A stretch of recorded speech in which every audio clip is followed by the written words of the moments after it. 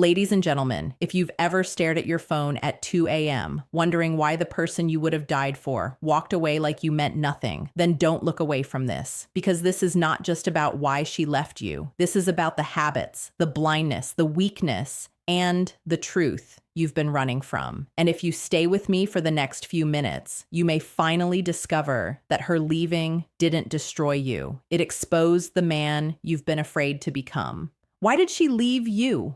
That question burns, doesn't it? It scratches at your pride. It follows you into the shower, into the car, into the silence after midnight when the whole world finally shuts up and you are left alone with the truth you keep trying to outrun. Why did she leave you? Not why did it hurt? Not why did it happen? Why did she leave you? And maybe the reason you hate that question so much is because somewhere deep down, under all the excuses, under all the anger, under all the stories you tell your friends, you know it is forcing you to look in a mirror you have been avoiding for a very long time. Because heartbreak is not just pain. Heartbreak is exposure. It is revelation. It is a spotlight on everything in you that was weak, lazy, fearful, immature, avoidant, insecure, selfish, passive, dishonest, or unfinished. That does not mean you were evil. That does not mean she was perfect. That does not mean every ending is your fault. But if all you do is point the finger away from yourself, then you turn your pain into a prison instead of a teacher. Some of you want a comfortable answer. You want somebody to pat you on the shoulder and say, bro, she didn't deserve you. She lost a good man. Keep your head up, king. And sometimes, yes, people leave for reasons that have more to do with their own confusion than your worth. Sometimes they leave because timing was wrong. Sometimes they leave because they are broken too. Sometimes they leave because they do not know how to hold love without crushing it. That happens. But let's be real. A lot of you are not suffering because you loved deeply and got betrayed. A lot of you are suffering because for the first time in your life, the consequences of how you live, speak, think, and carry yourself have caught up to you. You did not lose her in one day. You lost her in patterns. You lost her in little moments. You lost her when you stopped listening. You lost her when you made her repeat herself. You lost her when she had to beg you for the bare minimum. You lost her when you acted like your potential was the same thing as your character. You lost her when you promised growth but kept delivering delay. You lost her when your words were bigger than your habits. You lost her when you confused being desired with being dependable. And that is where the real work begins. Because if she left you and all you learned was how to hate her, then you learned nothing. If she left you and all you did was call every woman the same, then you learned nothing. If she left you and all you did was find distractions, rebound bodies, loud friends, dark rooms, late nights, cheap validation, expensive lies, and temporary numbness, then you learned nothing. If she left you and the only lesson you took was never love again, then pain made you smaller. Pain made you cynical. Pain made you weak in a suit of fake toughness. And weakness dressed up as indifference is still weakness. Let me tell you something most men do not want to hear. She did not just leave your presence. She left your pattern. She left your inconsistency. She left your excuses. She left the version of you that kept saying, I'm trying, while doing the same thing over and over again. She left the emotional labor of dragging a man toward the standard he should have chosen for himself. That is not an insult. That is an invitation, because now you get to ask a better question than why did she leave? Ask, what in me made leaving feel necessary? Ask, where was I absent while pretending to be there? Ask, what did I keep postponing that a grown man should already have handled? Ask, why did I need someone else's love to make me feel valuable when I had never built any value in private? Ask, why did I want loyalty from somebody while giving discipline to nothing? Ask, why did I want peace while carrying chaos into every room? That is where men are made, not in the gym mirror, not in captions, not in podcasts you repost and never apply. Men are made in brutal self-honesty. Men are made when the ego is shattered, and instead of blaming the world, they pick up the pieces and build something stronger with blood on their hands and vision in their chest. Some of you miss her, but what you really miss is who you got to be when someone believed in you. You miss the reflected version of yourself. You miss being chosen. You miss being seen. You miss the comfort of having one person in the world who looked at your unfinished self and said, There is something in him worth staying for. And now that she is gone, you are terrified that maybe she was wrong. Listen carefully. Her leaving does not prove you are unlovable, but it may prove you are unprepared. There is a difference. Unlovable means there is no worth in you. Unprepared means there is work in front of you. And work is good news. Work means this is not the end of your story. Work means you are not doomed, just demanded. Work means the life you want will require a man you have not yet fully become. You want devotion, become trustworthy. You want peace, become steady. You want respect, become respectable in private. You want deep love, become emotionally honest enough to hold it. You want a woman who is secure, graceful, loyal, inspiring, and grounded. Then ask yourself why such a woman should feel safe attaching herself to your current mindset, your current habits, your current level of discipline, your current relationship with truth. That is not shame. That is calibration, because the world has lied to you. It told you that if you felt deeply enough, that was enough. It told you that wanting to be better was close enough to being better. It told you that saying I love you covered for 1,000 forms of neglect. It told you that intention should erase impact. It told you that potential should be rewarded like performance. It told you that being hurt gives you permission to be careless with other people. No, love is not a speech. Love is maintenance. Love is memory. Love is restraint. Love is consistency. Love is noticing. Love is doing the boring things well, over and over, even when there is no applause. Love is becoming the kind of person whose presence lowers anxiety instead of increasing it.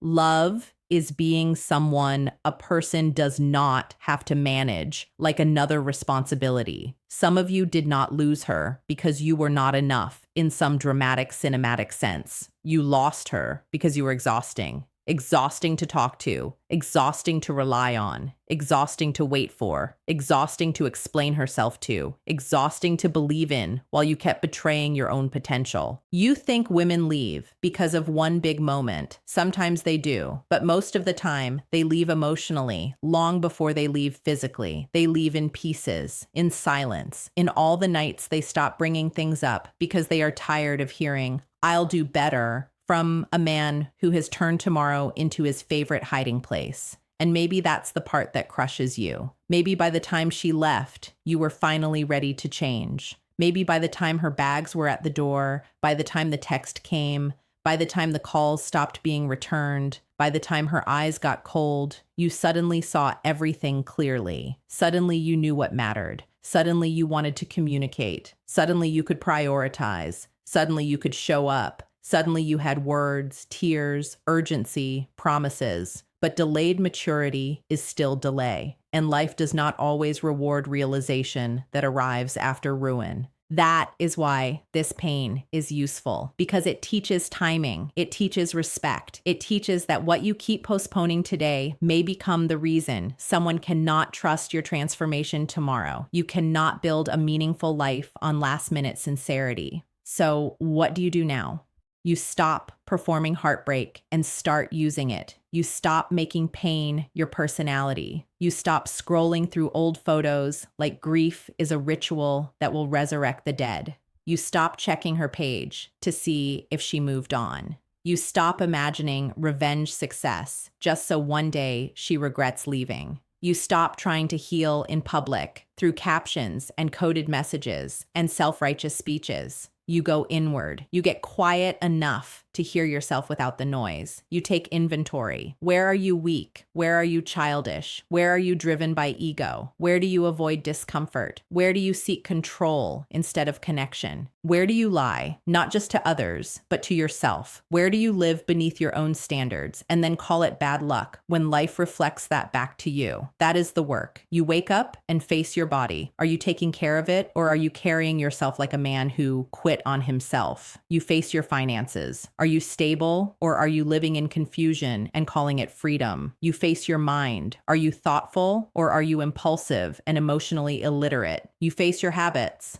Are they creating a future or anesthetizing a wound? You face your speech. Do your words build trust, or do they just buy time? You face your friendships. Are the men around you sharpening you or keeping you comfortably mediocre? You face your discipline because motivation is cute when life is easy. Discipline is what remains when your chest is heavy and nobody is clapping. And let me tell you something powerful. The day she left may become one of the greatest gifts of your life if it finally interrupts the version of you that was sleepwalking through your own potential. Not because losing her was beautiful, not because the pain was fair, but because sometimes collapse is the only language the ego understands. Sometimes you do not change because somebody explained it gently. Sometimes you change because something precious walked away and took your illusions with it. Sometimes you change because life backed you into a corner where excuses no longer fit. Good. Corners reveal character. Pressure reveals structure. Loss reveals truth. And truth, when accepted, becomes power. Now, hear me carefully. Do not turn this into self-hatred. That is just ego wearing a darker outfit. Self-hatred still keeps the focus on you in an unproductive way. It still becomes dramatic. It still becomes self-obsession. It still becomes another excuse not to do the actual work. You do not need to hate yourself. You need to confront yourself. There is a difference. Hating yourself says, I'm trash. Confronting yourself says, I have been less than I should be, and that changes now. Hating yourself makes you collapse. Confronting yourself makes you rise.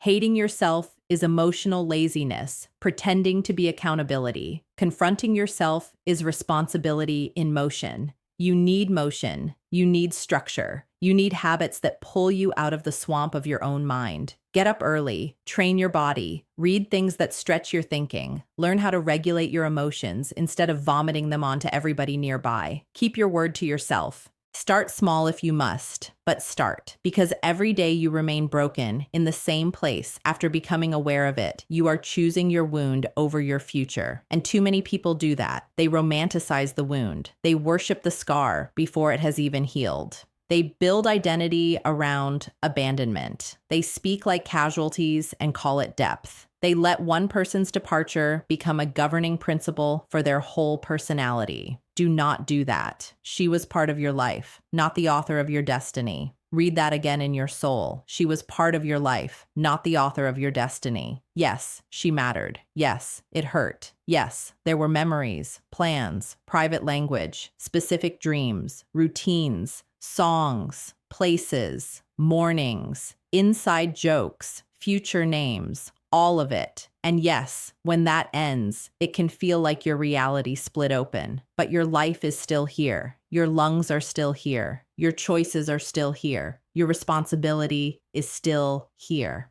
Your future children, if you have them one day, do not need a father who was defeated by one chapter. Your purpose does not disappear because one relationship did. Your standards do not have to rot because your heart got broken. If anything, now is when they matter most.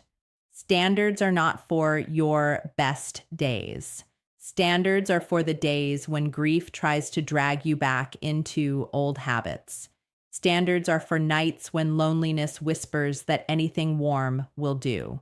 Standards are for moments when the easiest thing is to numb out, lash out, disappear, self-sabotage, or crawl back into dynamics that already proved they were unsustainable. You need standards now. Standards about how you speak. Standards about what you consume. Standards about what you tolerate from yourself. Standards about what kind of man you are becoming when nobody is watching. Because make no mistake, heartbreak can upgrade you or expose you as weak. It depends on what you do with the emptiness. Most people feel emptiness immediately because silence terrifies them. They need music, texts, strangers, noise, stimulation, attention, anything but stillness, anything but the honest conversation with self that begins with, I have not been living right. But stillness is where your next life starts. In the quiet, you realize she did not leave your money. She did not leave your car. She did not leave your social image. She left your way of being. She left an experience of you. And that means the deepest repair is not cosmetic. It is foundational. A new haircut is not a new character. A better body is not a better heart. More confidence with women is not maturity. More attention is not healing. Moving on fast is not growth. Growth is when the traits that ruined your last relationship begin to die, one by one, under the pressure of your new standards. Growth is when your apologies become unnecessary because your patterns have changed. Growth is when your future peace matters more than your immediate impulse. Growth is when you no longer need to be chased, corrected, reminded, reassured, or managed into basic adulthood. Growth is when people around you start feeling safer, calmer, clearer, more respected in your presence. That is power, not dominance, not manipulation, not making someone fear losing you. Real power is becoming internally ordered. Real power is self-command. Real power is emotional discipline. Real power is saying, Wang, I am no longer available for the version of me that made love difficult. Some of you are still obsessed with proving something to her. You imagine seeing her again one day. You imagine the look on her face when she realizes what she lost. You imagine arriving so elevated, so successful, so transformed that regret punches her in the chest. Let that go.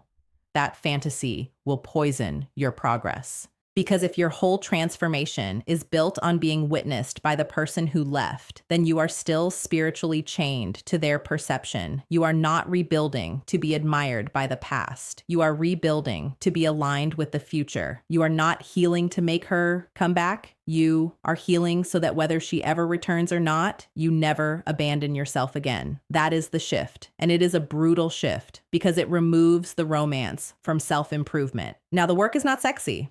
Now the work is repetitive. Now the work is lonely. Now the work is invisible. Now nobody knows but you. You are in your room. You are in your routine. You are in your journal. You are in your workouts. You are in your prayers. You are in your study. You are in your effort, day after day after day, with no guarantee that anyone will ever clap for the man you are becoming. Do it anyway. Do it because invisible work creates visible character. Do it because one day someone will meet the version of you that pain refined, and they will experience the peace that your former self could not provide. Do it because your life deserves a stronger foundation than mood. Do it because your last relationship should not be the final verdict on your capacity to love well. Do it because there is a younger version of you that needed somebody to become this man. Do it because there is a future version of you begging you not to waste this pain. And yes, let's go deeper. Some of you were not abandoned by her. You were abandoned by yourself long before she left.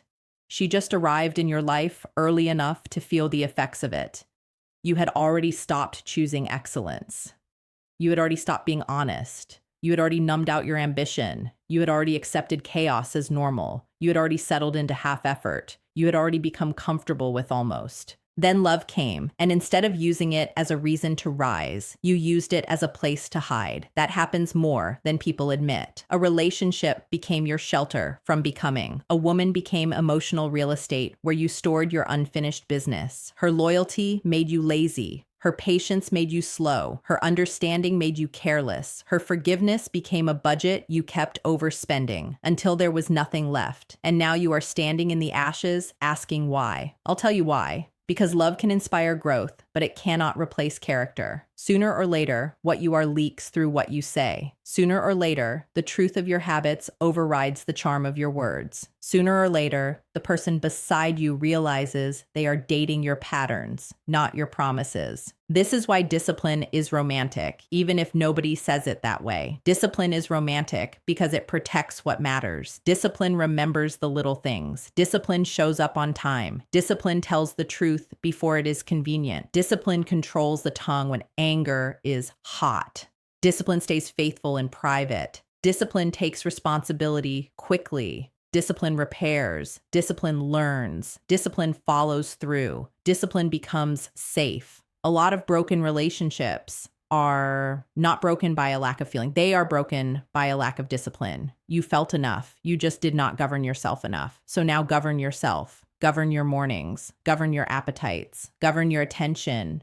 Govern your addictions. Govern your mouth. Govern the stories you tell when you get hurt. Govern the bitterness before it makes a home in you. Because bitterness is seductive. It feels like armor. It feels intelligent. It feels seasoned. But bitterness is just unprocessed pain with a superiority complex. It will make you colder, not wiser. It will make you guarded, not strong. It will make you suspicious of good people and attracted to familiar dysfunction. Do not become a hard man. Become a clear man. A hard man breaks everything around him and calls it strength. A clear man sees himself accurately and moves accordingly. Clarity will save your life. Clarity will tell you whether she left because you were truly incompatible or because you were unprepared. Clarity will tell you whether you miss her specifically or just miss being less lonely. Clarity will tell you whether your grief is love or ego withdrawal. Clarity will tell you whether you need closure from her or honesty from yourself. And if you are honest, sometimes the closure is this: she got tired. Not because you were worthless,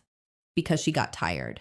Tired of hoping, tired of carrying, tired of explaining, tired of shrinking, tired of waiting for your potential to become behavior, tired of hearing what you meant instead of experiencing what you did. That truth can either crush your ego or forge your character. Choose forging. Choose the fire. Choose the routine that does not care how you feel. Choose the book when your hand wants the bottle. Choose the run when your mind wants the memory. Choose the call to a mentor when your pride wants isolation. Choose therapy if you need it. Choose prayer if that is your path. Choose journaling. Choose silence. Choose responsibility. Choose the long road over the dramatic collapse. Because no one is coming to save you from the man you keep choosing to be. And maybe that sounds harsh, but it is actually mercy. Because if nobody is coming to save you, then nobody has the power to stop you from changing either. That means today matters. This hour matters. This next decision matters. The meal you eat matters. The text you do not send matters. The habit you interrupt matters. The lie you finally admit matters. The apology you make without demanding a reunion matters. The boundary you set with your own weakness matters. The sleep you get matters. The work you do matters. You are not rebuilt in one breakthrough. You are rebuilt in 1,000 private decisions that slowly teach your nervous system, your spirit, your body, your mind. We do not live like that anymore. That is how identity changes, not in inspiration alone, in evidence. You want to feel like a new man. Give yourself evidence. Evidence that you can stay consistent. Evidence that you can survive loneliness without self-destruction. Evidence that you can tell the truth even when it embarrasses you. Evidence that you can finish what you start. Evidence that you can feel grief without becoming it. Evidence that you can want someone back and still respect their absence. Evidence that you can lose love and still become more loving, not less. That last part is huge. Do not let one ending make you less capable of tenderness. Do not let one loss make you allergic to vulnerability. Do not let one woman's departure turn your heart into a locked room with a weapon in it. Heal, yes. Learn, yes. Discern, yes. But remain human, remain deep, remain open enough to love again from wisdom, not naivety. The goal is not to become untouchable. The goal is to become solid. Solid enough to love without disappearing. Solid enough to commit without resenting it. Solid enough to hear hard truths without collapsing. Solid enough to hold another person's heart without handling it like a child. That is what this season can produce if you stop asking only why she left and start asking what your life is demanding from you now. Because pain always demands something. Either it demands your surrender or it demands your evolution. Either it turns you into a victim of memory or it turns you into a man of substance. Either it traps you in the story of what happened or it pushes you into the discipline of what happens next. And what happens next is on you, not on her, not on timing, not on luck, not on your friends, not on the next person who tries to love you. on you. This is your responsibility now, to make sure the man who exists after this loss is wiser than the man who entered it, to make sure your sorrow does not go to waste, to make sure your future is not forced to pay for your refusal to grow in the present, to make sure the next time love sits across from you, it meets someone who has already learned how to stand, how to listen, how to lead himself, how to stay honest, how to remain disciplined when comfort invites decay. So if you are still asking, wow, why did she leave you? Good. Sit with it. Let it offend your ego. Let it strip the performance off your life. Let it drag you into the brutal, beautiful work of becoming a man who no longer needs heartbreak to tell him the truth. Then get up tomorrow and act like the answer matters.